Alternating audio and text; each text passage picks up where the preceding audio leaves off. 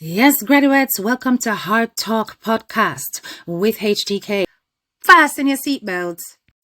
Hey, users and subscribers, walk on. Welcome back to another episode of Hard Talk with HTK. Listen, we're going to go into the recent updates with regards to the Doubleday Hotel owner, his outbursts on the Clock app, TikTok, and some further developments as well with regards to the pending inquest into the Adriana Younge case.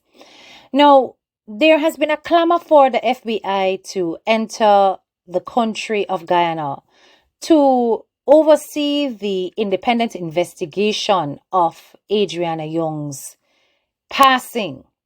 And there has been mixed feelings coming from the community, in that some believe that the interference of the FBI in a sovereign state will lead to unnecessary expense and I would suppose, controlling mechanism that robs the Guyanese people of their independence and their authority. Now, this opinion seems to be in the minority. The majority seems to be pro the FBI coming in to assist with this investigation. If anything, take the lead with this investigation. For the simple reason that the people simply do not trust the Guyanese police or the officials who have been handling the case so far, and feels that there will be continued corruption if they are the ones that are driving the inquest. Now, I want you to cast your minds back to 2021. This is not the first time Guyana has requested for the FBI to come in to assist in the solving of crimes within the nation. If you remember, in 2021, the FBI came in to assist the police in the solving of the West Berbice teen murders. Who remembers these 3 young men? Now, just to cast your mind back, when it came to the case of the Berbice teens, it was the police who in fact reached out to the Federal Bureau of Investigation to aid in the investigating of this gruesome triple murder. And in fact, the assistance that was provided was that of a technical manner, to the point where they did not actually have to be physically present in Guyana itself. Following the investigation, they charged 3 people with the brutal killing. And these findings were as a result of the assistance that was provided by the United States Federal Bureau of Investigations into the incident.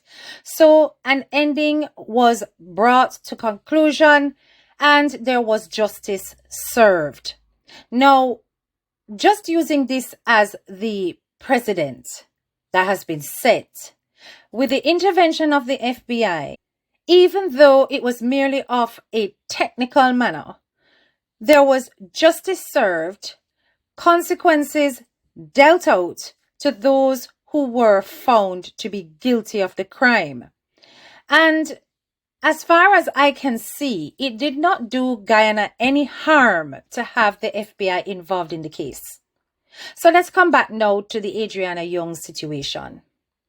Why is it that we have government officials trying to deter the people of Guyana from involving the FBI in a case that has caused equal outrage, that is yet fraught with all kinds of contradictory evidence and results? And why is it that they are claiming now to be a sovereign nation all of a sudden? Was Guyana not a sovereign nation before when the FBI was called in? What is the difference? So I want you to listen to what this government official has to say. And we're going to break down his comments. Good evening once again, brothers and sisters, coming to you from New York as the elected district leader here of Little Guyana, the largest diaspora outside of Guyana. Dr. Terry said that there were highly suspicious circumstances, and those circumstances must be investigated in an inquest. where witnesses, including Dr. Terry, including 3 pathologists, or everyone who's had something to do with this, must come and testify, give their opinions, be cross-examined, and also be truly investigated, and also the results of the toxicology reports, the scientific evidence, the DNA, the forensic tests. All of these tests was put together in one inquest, in one hearing, which is similar to a commission of inquiry, but which our laws prescribe that the magistrate of Tushan has the authority, after being imposed upon by the DPP. The DPP, first of all, has to convene and direct the magistrate to hold an inquest. That inquest must be held at the place where this tragic incident occurred, and that would be Tushan. And at Tushan, we would have the entire court coming together and taking evidence, issuing subpoenas, inviting people to testify. If they don't want to come, then you will have to issue warrants for them to come and testify. Of course, they would have certain rights, and they may not want to do so, but at the same time, you have to carry through the process. All the witness pathologists, police officers, relatives of Adriana Younge, or parents, a grandmother, no one must be afraid to speak. Leroy Smith, the police officers present there, the assistant commissioner, all those other folks who were at the pool, friends, family, vacationers, the owner of the hotel, his son, all these other names that have been called, they must come and testify at the inquest, which is similar to the commission of inquiry, and hence bring out what they know. Tell us what you know. Now, with all due respect, I am liking everything that he is saying. I believe an inquest is the first step and should have taken place from the get-go. In fact, it is necessary that Guyana shows themselves to have followed due processes in order to then justify calling on the FBI. I can understand this as a matter of procedure, and hey, if it means that through doing this inquest you end up with an answer, then you will not need the FBI. So it's about giving benefit of the doubt, because how much corruption can take place when all these names he has mentioned actually gets the opportunity to come forward and speak? It's not going to be that simple. However, it is also wholly reliant on the transparency and integrity of one or more commissioners who will investigate the matter for public welfare. These witnesses will give evidence under oath and will be questioned by commissioners who are typically individuals with legal expertise or relevant experience appointed by the President of Guyana. Now, in order for this inquest or commission of inquiry to actually work, it is imperative that the individuals who are called forward include all of those named as he has stated. Nobody can be left out. And as such, the appointed commissioners will have the power to summon witnesses, take evidence, and require the production of documents. They tend to operate independently of the government and establish their own procedures.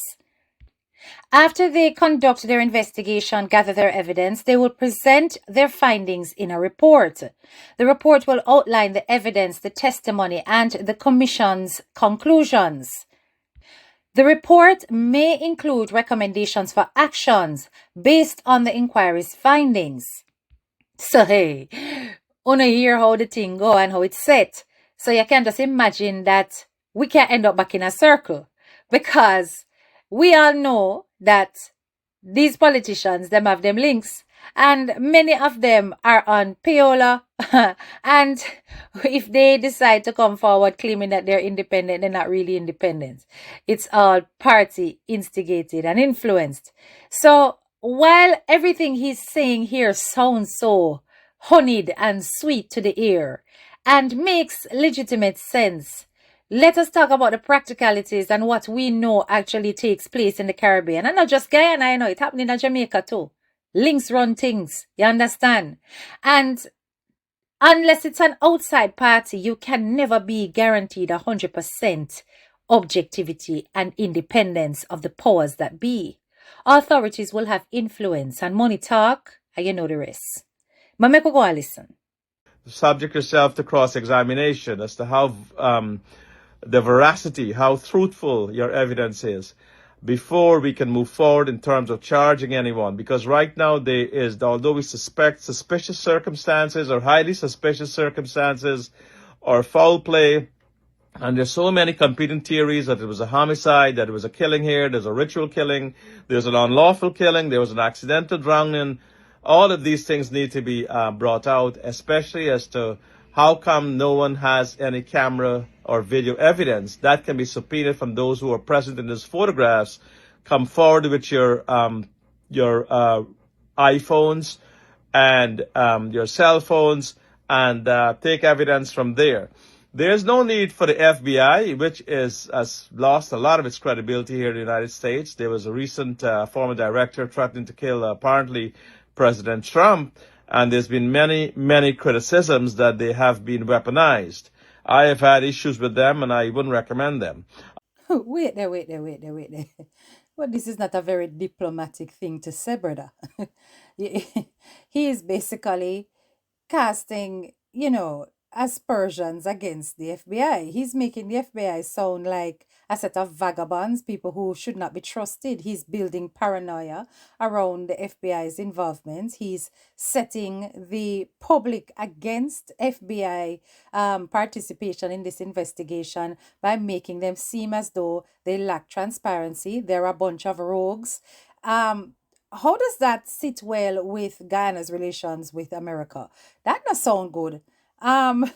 So because you have had personal dealings with them, or rather professional dealings with them, that then means that the entire FBI should not be trusted and are not worthy of being participatory in this event, because your experience wholly deters the entire public of Guyana, the family of the child. They should be leaning on just your involvement. So there haven't been other cases where the FBI has been successful, like your case back in 2021 after the 2020 murders in Berbice? No. This sounds like you are trying to manipulate your audience. Anyway, let's keep listening. I would recommend that as a sovereign country and a country with territorial integrity and the right to self-determination, that we convene our own inquest to have everyone present, bring them. This is our duty to find the truth here. We have a public, moral, and legal duty as we govern ourselves and to save costs on spending money in a situation where so much has been done. 3 pathologists, another pathologist, Dr. Terry here, and not getting to any kind of definitive conclusion. An inquest will bring us there, as happened in Jim Jones. Jim Jones was found guilty by an inquest to be charged by the Director of Public Prosecutions for homicide, for murders of 916 Americans. But because he had died and he had been killed or committed suicide by killing himself, he was not brought to justice in the legal sense of the term, and hence there were no charges instituted. It is absolutely ridiculous that despite the fact that the FBI has had far more recent involvement in Guyanese crime, as in the Berbice murders, and successfully so, this man is referring to the Jim Jones situation from the 1970s. Yes, this was an American cult leader. He emigrated to Guyana. He definitely caused ritual mass suicide. But is this relevant to what we're dealing with now? He's claiming that basically the FBI failed to convict because he committed suicide. But at the end of the day, this is not a case to compare to current situations when you have had more recent involvements of the FBI in Guyanese criminal investigations, and they have done so successfully. And was it not under the political ruling of Mohammed Irfan Ali that this took place in 2020? So why can't he do it again? This is what you call a red herring argument. He is giving you a case where he believes that Guyana was failed by the FBI to deter people's interest and to focus on an internal investigation as opposed to an external objective investigation of the case. Keep listening. because it was found, however, by the jury. The 5 folks there, by a majority, only 3 of the 5 have to come to a conclusion for you to proceed on charges of homicide, or that there's no evidence found here of a homicide, or killed by or died by drowning, or whatever the verdict will be, or died by drowning inflicted by unknown folks, or died by being killed outside the pool and then thrown into the pool. These I'm speculating, and I'm telling you, this is what the inquest does. It convenes all these theories, it discusses them, it postulates them, and it comes to a level where you have to find proof beyond a reasonable doubt, a very high standard, that someone is liable for the homicide or for the unlawful killing of Adriana Younge. If there's no one coming up to that level of the evidence, the integrity of the evidence, the credibility of the evidence, the availability of the evidence, that is where Guyanese have to unite, and the players there, the cops, the relatives, the pathologists, including Dr. Terry, must all come together and have one hearing here called an inquest, as mandated by law of the laws of Guyana. We have our own laws that take care of situations like this. Chapter 403. Where, how, and in what manner she died, and I've held and I've gone through this act, and that is what has to be done. And the coroner may issue a warrant to bring those witnesses and have them at the time and place mentioned, that's in the court, before the coroner to testify. They have to come and testify and bring documents as to what they have. And that is why they can be cross-examined, they can be investigated, they can be interrogated there in the courtroom. And that is how you get evidence to dispel that there were suspicious circumstances here, or that you get to the bottom of this. But the toxicology, DNA, and forensic tests, and everyone who was present there have to come forward and give that evidence. This is Albert Baldi signing off now from New York, the largest diaspora outside of Guyana, the elected district leader, the first to have been done so from the South Asian and the Caribbean, Guyanese, Trinidadian community.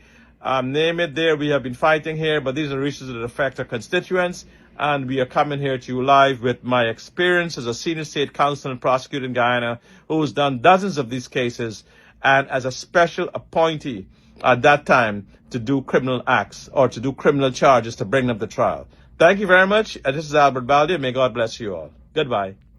So this video has been doing the rounds with regards to the Doubleday owner coming live on TikTok to make certain claims as to what took place with Adriana Younge's body. Listen to the video. We're also going to go into this one bit by bit and break apart what is being said by this man. Look to your family too to find whatever is happening? Yes. Yes. Okay. Yes, I would. So what I'm trying to pinpoint is everybody's blaming the government. Everybody's saying they have a right to tear down this and tear down that. No, they don't. Nobody's looking to the immediate persons that might have the answers. Those Understand people what I'm saying? Yeah, I get where you're coming from. And if you're calling for if they're calling for FBI King, investigation, if you are calling King, let's give Randy Go something. ahead. All right, no All right, problem. Miss Progress, thanks for having me on. No problem, buddy.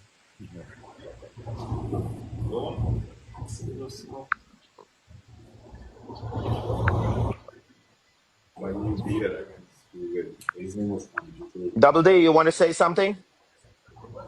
I am trying to get the video on so you could see who you're talking to. Okay. First of all, I'd like to say, first time being on a platform, my sincere condolence to the Young family. Unfortunately, of a death at my hotel. Guys, I just want to send out my sincere apology regarding the life that's what's up to happen with Kevin today. But the truth is going to come to light very soon, and hopefully it's going to be a closure to this matter.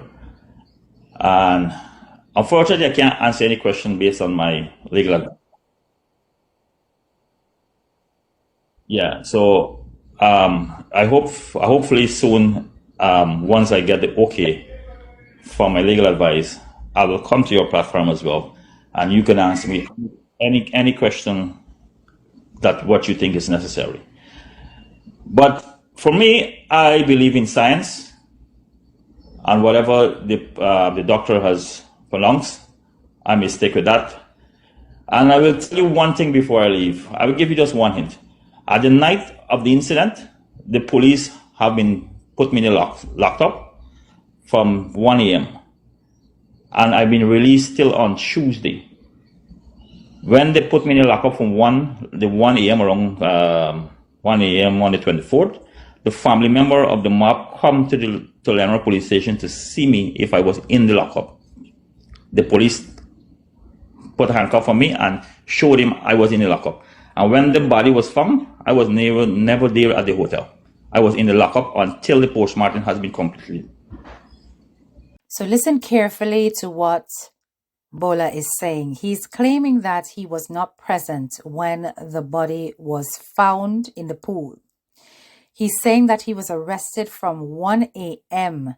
in the morning of the 24th before the body was found. Now, I have found conflicting reports online about the time frame within which he was arrested. This particular article says that he was arrested the night before.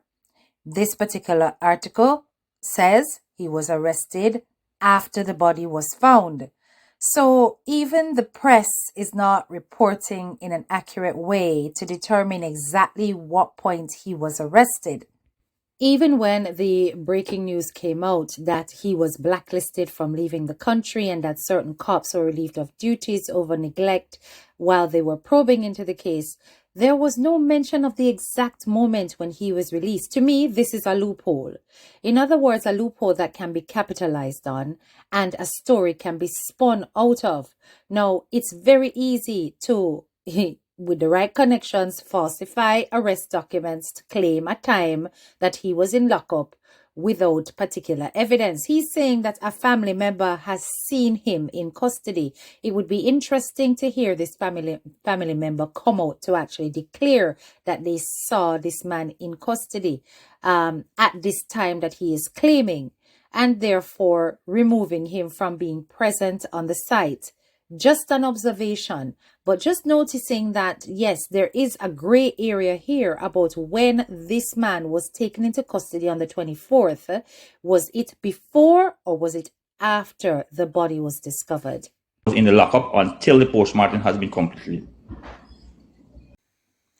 He says he was in the lockup until the post-mortem had come through. Am I hearing right? This part of it is not very clear. He says something about until the post-mortem.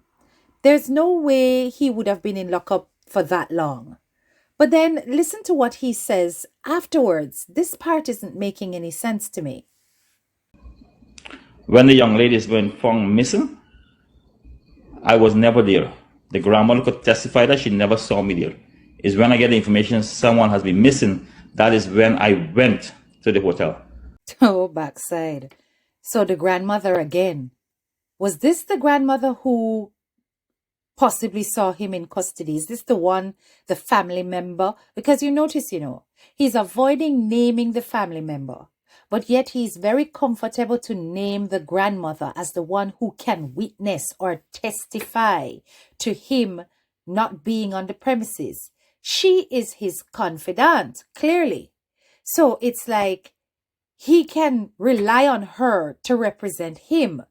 This is very strange because this grandmother should be firmly aligned with Sir Brian, the mother of the child, the family, not with the hotel owner. People, are you hearing what I'm hearing? Because it doesn't sound right at all. Keep listening. And look, and there was only two persons in the pool searching. A swimming instructor and another family member, I guess, and they was at the shallow end searching. The swimming instructor asked me if I could see at the bottom of the pool. I told him no, you have to go down all the way to the bottom.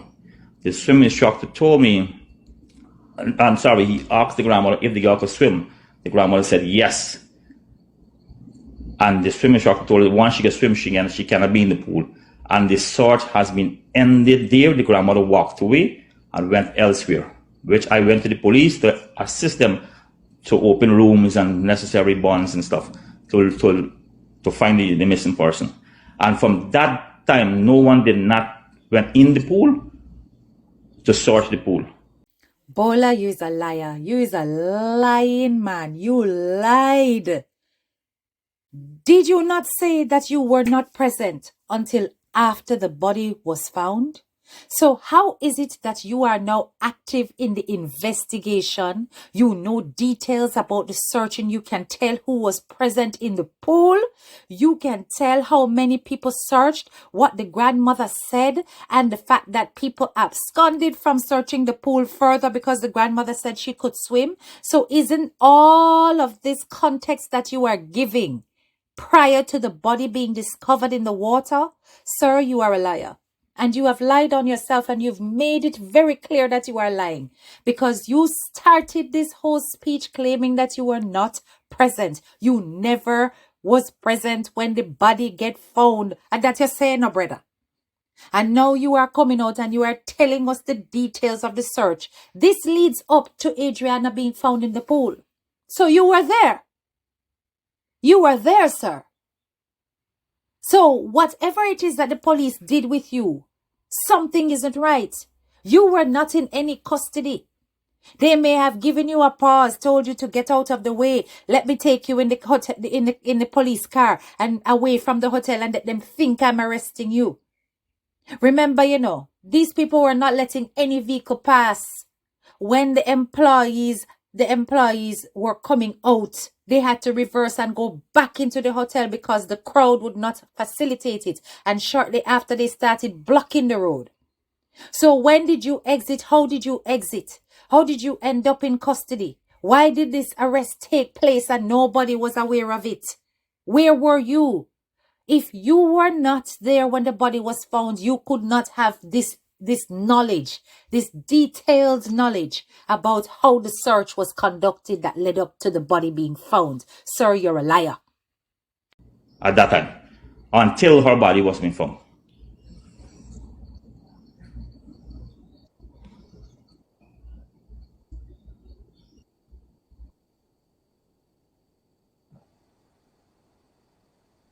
Yeah.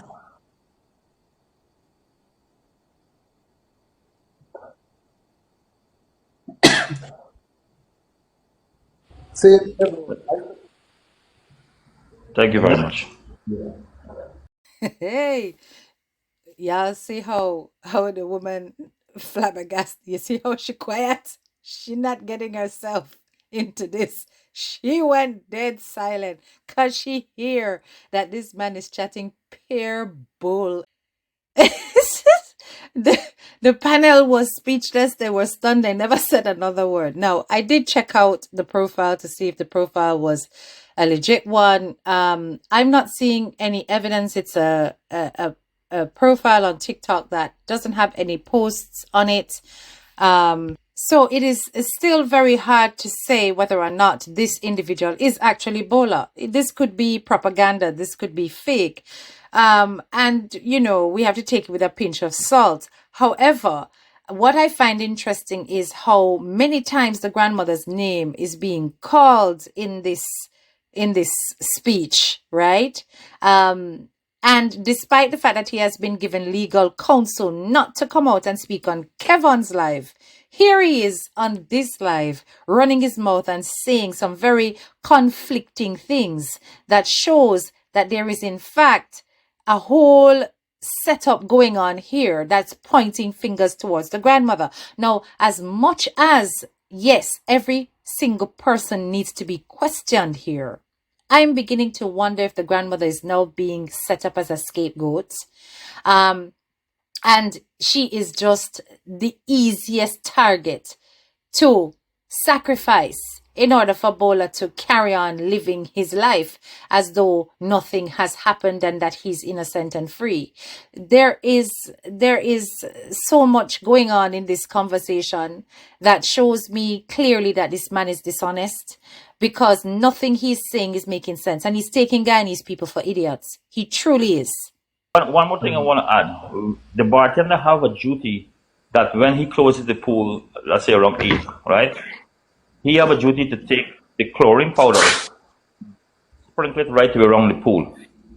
And that was done on the 7th night. So I guess whatever the powder which was sprinkled around the pool, that may cause the color discoloration on her arms, on her face.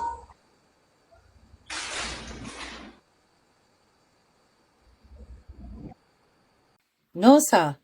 Pardon my language, people, but this man is chatting bare skunt. I can't say it in any other way. I have to use that cuss word because in my chat foolishness, I never hear so much rubbish in all my life.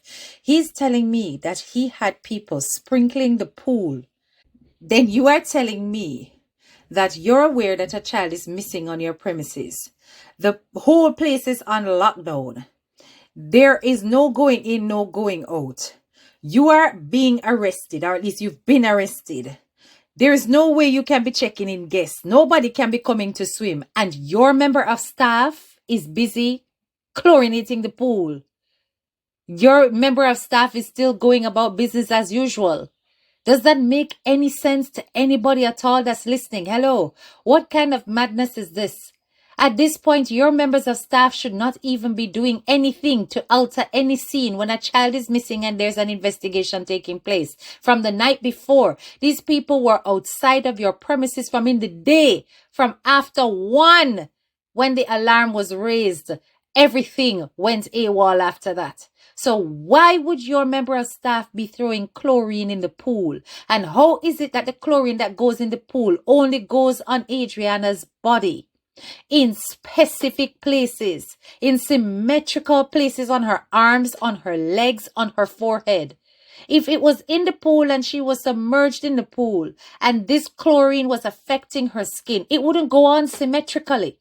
None of this don't make no sense. I genuinely suspect that that little child was in that room where you stored the chlorine and in a position where she ended up with the chemical on her body. And that is what is missing from this picture. None of it makes any sense that you put it in the pool. That thing would disperse. So it would go everywhere. The discoloration would be everywhere. No, man. Brother, we just want to clear it up because you got a parasite that tried to use the fact that you didn't go up on the brother live earlier, that it was political. I just have one question. Were you supposed to go up on the brother live, right? Yes, that is why I come to this platform to say my apology to the sincere public regarding that. I just want you to clear it up for the parasite. I just thank God that you clear it up for the parasite. Thank brother. Thank you. That's all I want to say. My sincere apology to the public. Unfortunately, the lawyer just advised me, and I think I talked too much, so I just want to put a brief on that. You're damn right you talk too much, because even in this, you've implicated yourself, sir. So I hope it is very clear to the Guyanese public, based on even this, how much more they must press and push for the FBI to investigate this case. Because everything that is being said by these people, everything that's being done by these people who claim that they're being transparent, they're telling the truth, has been proven to be filled with deceit. More and more throughout the commentary around this case, I am hearing people make the statement, justice for the hotel owner. And to the point where there is a complete lack of empathy and regard for the passing of Adriana. There was this insensitive soul who came out in a drunken state, chatting pure tripe on the internet. And when I looked at her and listened to her, I just saw ignorance and folly. Be it drunk or not, her drunkenness revealed exactly what was inside her. And interestingly, under the comments, under the video, the comments were in agreement with the things that she was saying. And this is why you see it is so difficult to separate race from this, because the majority of the people who were in agreement with her, oh boy, they were of a certain race. But we are not going to racialize this. But when these things do happen, you do wonder what else is behind it. Because how can you not sympathize and want justice regardless of what kind of racial background you are from for a child who has been murdered or whose death has still yet to be rationalized? It is really ridiculous to me to think that you can come out here and make these kind of statements towards a deceased child. Something is wrong with people like this. Oh, and in case you haven't seen the video, here it is. I'm the DJ. Whoever said justice for Dede Hotel or no. Fuck the so-called murder victim. Bucker. I said Bucker.